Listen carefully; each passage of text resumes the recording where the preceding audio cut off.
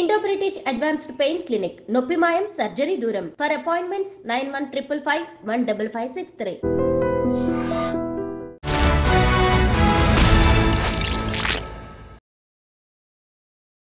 అందరికీ నమస్కారం. నేను Swarupa Potlapalli. Welcome to I dream. మీరందరూ సంక్రాంతి పండుగ చక్కగా చేసుకున్నారు కదా, పిండి వంటలు కూడా చేసుకుని ఎంజాయ్ చేశారు కదా. మరి ఇలాగే ఓ కుటుంబం చక్కగా పిండి వంటలు చేసుకుంది, పండుగ చేసుకుంది. కానీ వారి పిండి వంటలు చేసింది ఎక్కడో తెలుసా?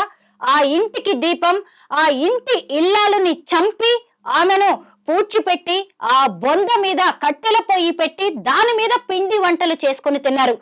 ఈ ఘటన మహబూబాబాద్ జిల్లాలో జరిగింది. ప్రస్తుతం నాతో పాటు ఫ్యామిలీ కౌన్సిలర్ నరసింహారావు గారు ఉన్నారు. ఆయనతో మాట్లాడి ఈ ఘటనకు సంబంధించిన అనేక విషయాలు తెలుసుకుందాం. సార్ నమస్తే. నమస్తే సార్, అసలు వినడానికి ఎంతో జుగుప్సగా, ఆవేదనగా, బాధగా అనిపిస్తోంది. ఎంత సాడిజం ఉంటే ఇలాంటి పనులు చేస్తారు? అసలు మనుషులు చేయదగిన పనేనా సార్? ఏకంగా భర్త, అత్త, మామ, ఆడపడుచు భర్త, ఒక ఆడ మనిషిని చంపి ఇంతమంది కలిసి ఏమైపోతుంది సార్ మానవత్వం? ఇలాగైనా మనుషులు బిహేవ్ చేసేది? ఈ రాక్షసత్వం పెచ్చరెళ్ళిపోయినప్పుడు ఇట్లాంటివన్నీ జరుగుతూ ఉంటాయమ్మా. ఫ్యామిలీలో ఒక స్త్రీని ఆ ఫ్యామిలీలో మిగతా సభ్యులంతా కలిసి, ఇద్దరు పిల్లలు ఉన్నటువంటి తల్లి మహబూబాబాద్లో, ఆ అమ్మాయి 35 ఏళ్ళ ఆవిడ, నాగమణి సార్, మగపిల్లలు నాగమణి అమ్మాయి పేరు. మరి భర్త, అత్త, మామ, ఆడపడుచు భర్త కలిసి అందరూ కలిసి ఏకంగా ఆవిడని చంపడమే కాకుండా దాన్ని కాల్చివేస్తూ బొందబెట్టి దానిపైనే వాళ్ళు ఫర్నేస్ కింద పొయ్యి కింద మార్చి దాన్ని వంట చేసుకుని పిండి వంట చేసి తిన్నారు అంటే రాక్షసత్వం ఎంత ప్రబలిపోయిందో మనకు అర్థమవుతుందమ్మా. అయితే ఇంత వయసు ఆ అమ్మాయి ఆల్రెడీ సంసారంలో ఉంది, ఇద్దరు మగపిల్లలు కూడా ఉన్నారు. అయినా కూడా ఆ అమ్మాయిని అంత తీవ్రంగా చంపేసేసి ఆ రకంగా తీవ్రంగా చేయడం అన్నది బలమైన కారణం ఏవైనా కూడా మనకు అర్థమే కావటం లేదు. పైగా ఆ హస్బెండ్ తరపున ఉన్నటువంటి ఫ్యామిలీ మొత్తం ఏకమైపోయింది.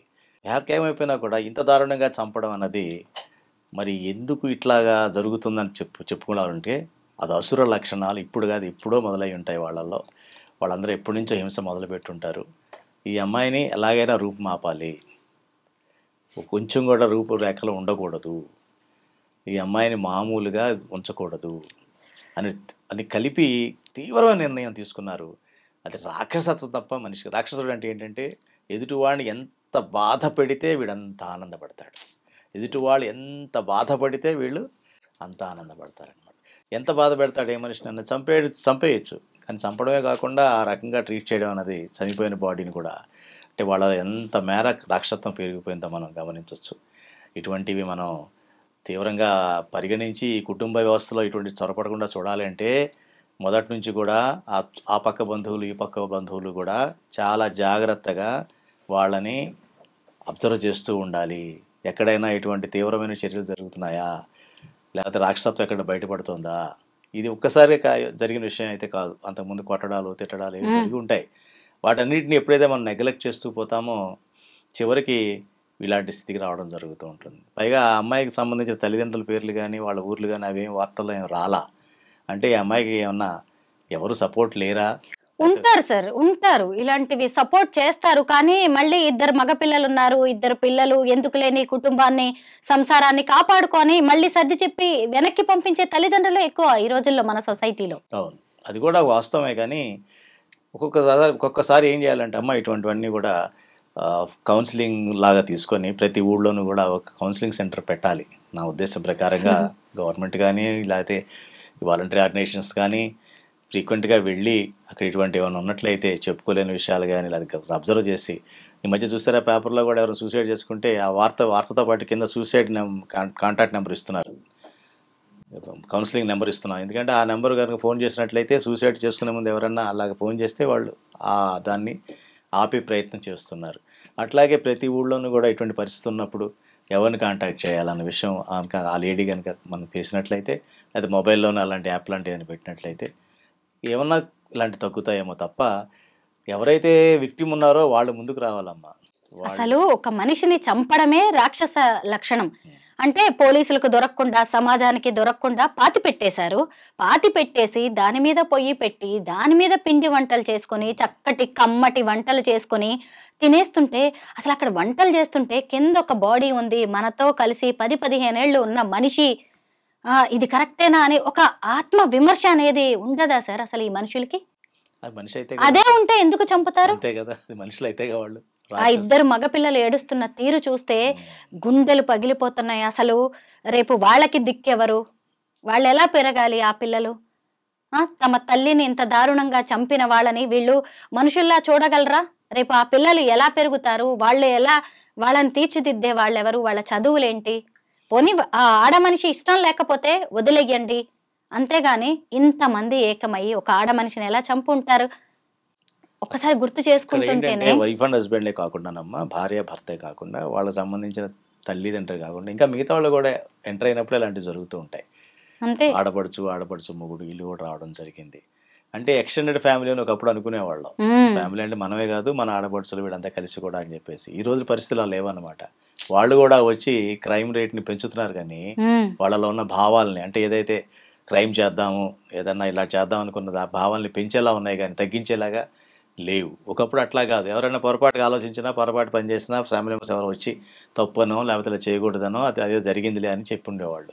ఇప్పుడు అలా చెప్పట్లా, ఉన్నదానికి 10 రెట్లు దాన్ని ఎగతోసి ఇంకా దాని తీవ్రతని పెంచుతున్నారు. ఎప్పుడైతే క్రైమ్ చేసేటప్పుడు సపోర్ట్ కూడా దొరికిందో తెలియని ఆవేశంలో నలుగురు కలిసి చేసేస్తారనమాట. ఇది చేయడం బాగున్నది, కానీ ఇలా బొందబెట్టి దానిపైన వంట చేయడం అన్నది అది తీవ్రమైన రాక్షసత్వం. ఏదో క్షణిక కోపంలో చేశారు లేకపోతే ఏదో చేశారన్న విషయం ఇక్కడ లేదు. కాబట్టి ఇట్లాంటి జరగడానికి సమాజం చాలా ముందుకు రావాలమ్మా. కుటుంబాన్ని ఒక్కదానికే పరిమితం చేస్తే సమస్యని సాల్వ్ కాదు. ఇది ఆడదానికి ఆడదే శత్రువు అంటారు. నేను ఈ మాట చెప్పడానికి కూడా ఇష్టపడను, నేను ఎందుకు ఆడవాళ్ళని తగ్గించడం అని. కానీ ఈ ఘటనలో బాధితురాలు ఒక మహిళ, ఇదంతా చేసింది ఎవరు? అత్త లక్ష్మి, ఆడపడుచు దుర్గా. అంటే ఇందులో 2 ఆడవాళ్ళు ఉన్నారు. అసలు ఈ ఆడవాళ్ళకు కూడా మేము ఆడవాళ్ళమే, మేము కాపురాలు చేసాం, మాకు పిల్లలు ఉన్నారనే ఒక ధ్యాసే లేదు. ముఖ్యంగా ఏంటంటే వీళ్ళు ఇక అంతా అయిపోయింది, ఎవరు మనల్ని గుర్తించారు అనుకున్నారు. కానీ ఆమె కొద్ది రోజులుగా కనిపించకపోయేసరికి చుట్టుపక్కల వాళ్ళకి డౌట్ వచ్చి పోలీసులకి సమాచారం ఇచ్చారు. పోలీసులు వచ్చేసి అలా ఏం జరిగిందని మొత్తం వీళ్ళని పట్టుకొని ఇంట్రాగేట్ చేసేసరికి మ్యాటర్ అంతా బయటకు వచ్చింది.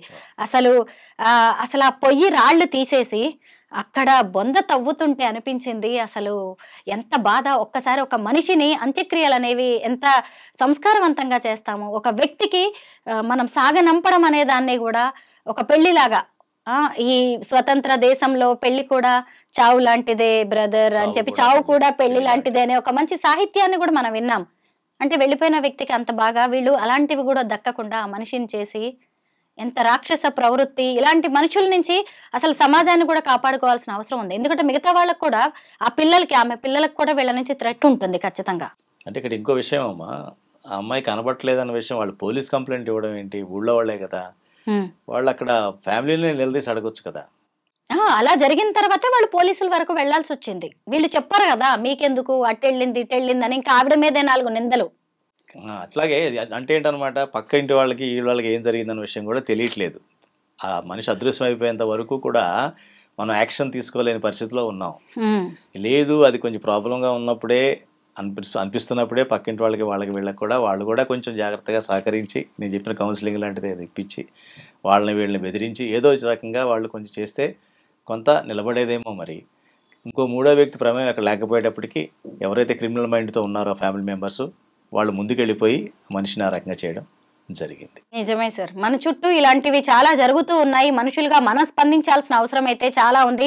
మన చుట్టుపక్కల ఎవరికైనా ఇబ్బంది తలెత్తినా, లేదంటే ఓ వ్యక్తి గత కొన్ని రోజులుగా కనిపించట్లేదు అన్నా గానీ సగటు వ్యక్తులుగా, బాధ్యత గల పౌరులుగా మనమందరం స్పందించాల్సిన అవసరం ఉంది. ఎవరైనా ఒక మహిళ కావచ్చు, ఒక పిల్ల కావచ్చు, ఓ పిల్లాడు కావచ్చు ఇబ్బందులు పడుతున్నారు అన్నప్పుడు మనకెందుకు లేని మనం పక్కకు వెళ్ళిపోకుండా మనవంతు బాధ్యతగా వ్యవహరించాల్సిన అవసరం అయితే చాలా ఉంది.